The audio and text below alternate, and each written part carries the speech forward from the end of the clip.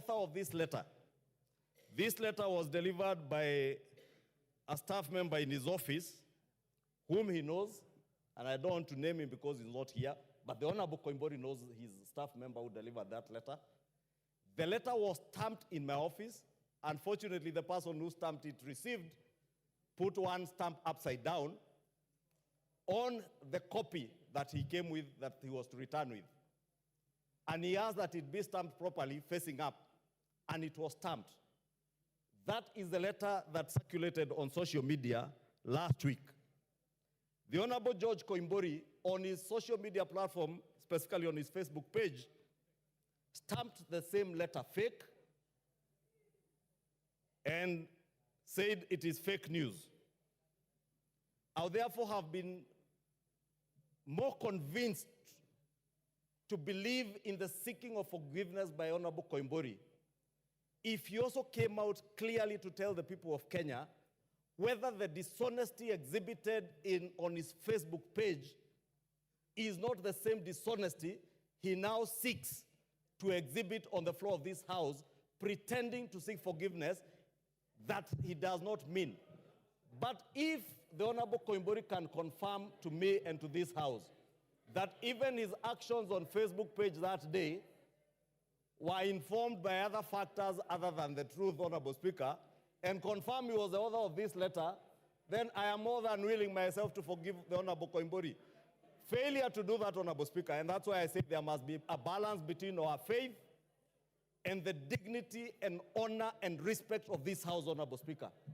Failure to do that, then I would strongly recommend, because Honorable Koimburi cannot be in a church and allege one thing, come and draft a letter seeking forgiveness, then the same evening post on social media that the letter is fake. A week after, appear on the floor of this house now saying a different thing.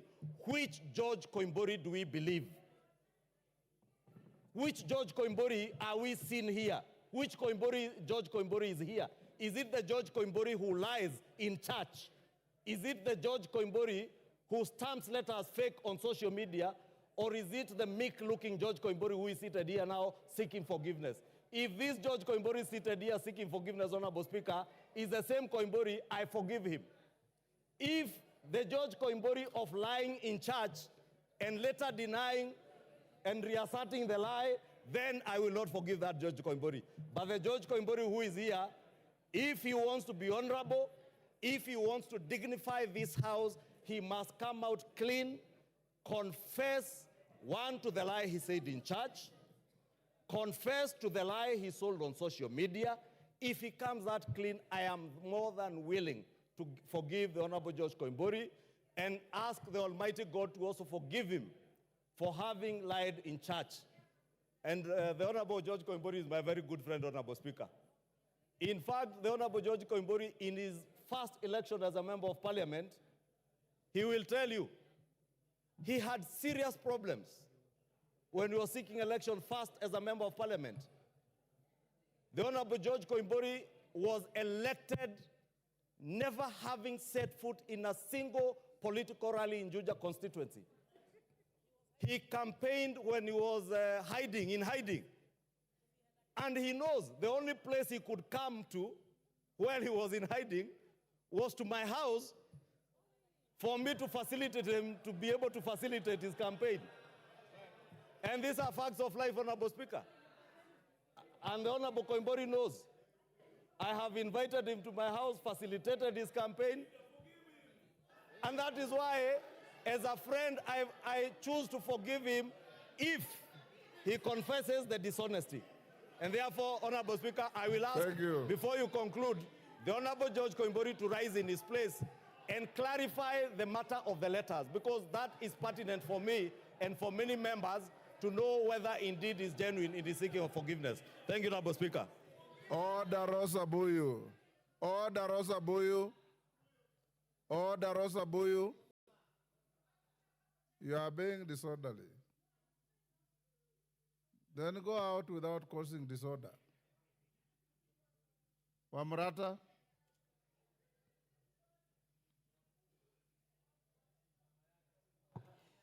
Thank you, Mr. Speaker. I stand to address this issue of Koimburi. Having come from the same county with him and being his mama county, I, number one, was very embarrassed at the situation that Koimburi put us in. And I see as members continuing shouting at one another at this point, I'm trying to ask myself whether all of us got to know the magnitude of destruction that statement made to this country. And it is about all of us. Yes, and somebody is calling me Bibia Bishop, and you knowing that I'm a wife of a clergy, and having sat here to take 2 million shillings to go and sell my county, that to me meant that I am not only a rogue, but I am also not respecting my Christian faith. But all said and done, Mr. Speaker, I would want to say this. It is very hard for a Kikuyu man to say sorry. It never comes out easily from a Kikuyu man. I may not know about other communities, but I can confess that for a Kikuyu man, it is never easy to say sorry. So I'm imagining Koimburi must have tried to work out to come and say sorry. But again, he is playing us a game. Because Koimburi has apologized and apologized very clearly, and we feel good. But the same Koimburi has put the same letter in his social media and said it is a fake letter. So again, he puts us in another mess, because we will appear like we forced him to come and say it was a lie. So maybe, Mr. Speaker, you'd give us a direction on what this means to us, because I think part of what fueled what happened here on the 25th was that statement. We are trying to downplay the statement, but that would have meant the end of all of us, including our children. And as I am seeing some people there shouting, they need to understand the magnitude and the weight of that statement and what it meant to this country and where it would have taken us. So, Mr. Speaker, I would only want to make one request, that maybe Koimburi, people may not buy our story because they already believe we were given the 2 million. But then he needs to put a proper apology to the people of Kenya. They may not buy the story, but at least he would have spoken about it. But for me, as his mama county, I had said I will never forgive him in heaven and on earth. But today, on this floor of the House, I am choosing to forgive him, but on condition that he again puts again on his social media that whatever he said was a lie. And yes, and go to the same church which is also in Kiambu County, where I represent, and stand there, na yeye ni member wa hiyo church, and be prayed for. Na hiyo kanisa yao believes in mafuta, aende amwagiliwe mpaka mafuta ya confession, so that we forgive him. Yes, Osoro.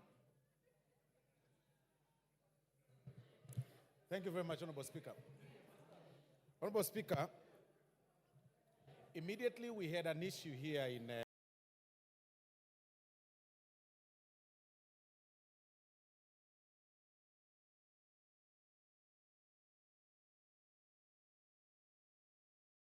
Facebook. You can check. There is 2 accounts, Honorable George Koimburi account and Honorable George Koimburi Juja 1. The Juja 1 is a fake account. My account is George Koimburi. You can check even in your phone. You can open it. The letter was posted in a fake account. I stand to say,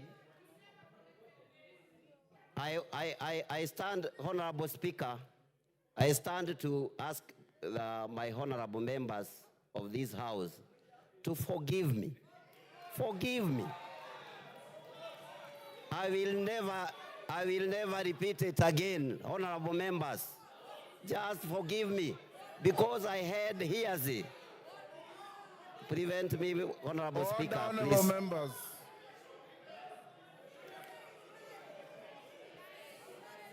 Order. Thank you, Koimburi. Take your seat. Order. Order. Honorable Koimburi, finish. Thank you, Honorable Speaker.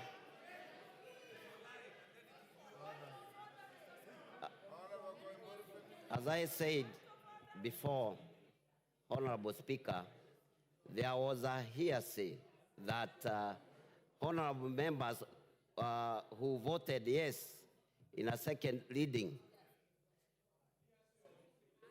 were bribed with the 2 million. Honorable Speaker, I'm here to apologize to our honorable members. Thank you. Order, honorable members.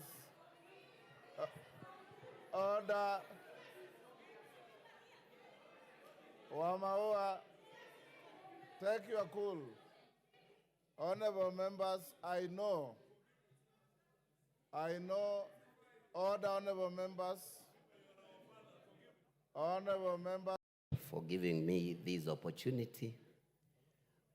I rise just to apologize to my colleagues and members of this House. As you read my letter last week on Tuesday, I did not indicate why I am apologizing, but I'm here to indicate that, or to say this. I was in church and I make a mistake by saying that the members of parliament that voted yes, they were bribed with the 2 million.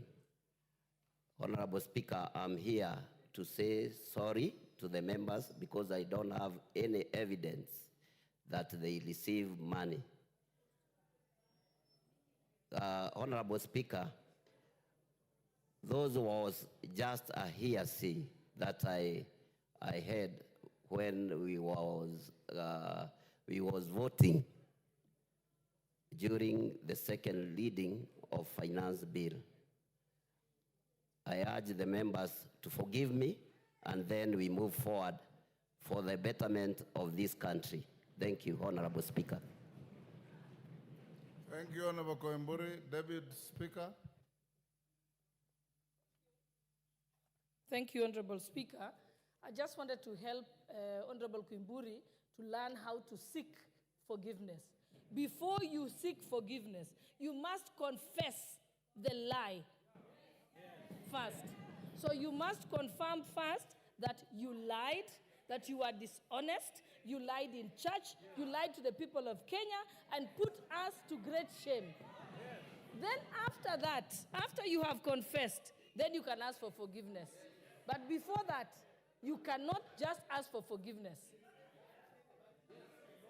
Yes, order.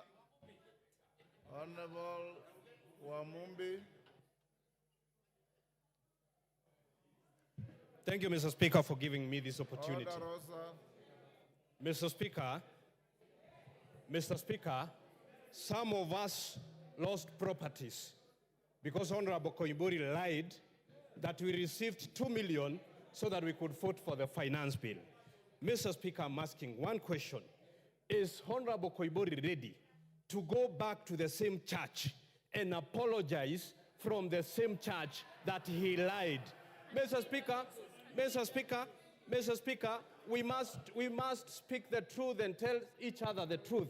Is Honorable Koimburi ready to go to the same church and admit on the same pulpit that he lied and he incriminated these members of parliament, Mr. Speaker? Thank you. Honorable Ruku. Thank you, Mr. Speaker. First, Honorable Koimburi is insincere, even with his apology. He is insincere, even the way the letter is worded. Mr. Speaker, we have lost faith with people of the Republic of Kenya because of the lie of Honorable Koimburi. And I think we should not even call him honorable, because he has proved he is not honorable. If he can be able to lie in front of the church that members who voted yes received 2 million on his feet in front of clergy, then I think, Honorable Speaker, we need to prescribe a very harsh punishment of Honorable Koimburi.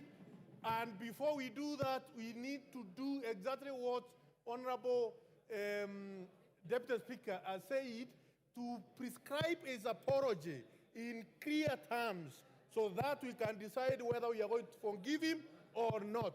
Mr. Speaker, otherwise, as a member who voted yes, I am not ready to forgive Honorable Koimburi for lying. Thank you, Honorable Speaker. Wangari. Thank you. Order. Thank you. Order, honorable members. Thank you, Mr. Speaker. Mr. Speaker, first of all, the apology is tendered to the people who voted yes in this House. And what we have suffered, Mr. Speaker, cannot even be quantified in a single letter, Mr. Speaker. Many members have been harassed for no reason. And Mr. Speaker, one thing that Honorable Koimburi, and I'm very sad because I knew the father. The father is from my constituency, was a very honest man. I don't know who became of this Honorable Koimburi, Mr. Speaker, because he lied through the teeth in the pulpit, and with no shame. Mr. Speaker, what we need, even as we go to forgive Honorable Koimburi, we must set a precedent in this House, Mr. Speaker, that you cannot just say things outside there, incriminating members of parliament, incriminating the whole House, Mr. Speaker, and get away with it, Mr. Speaker. We must have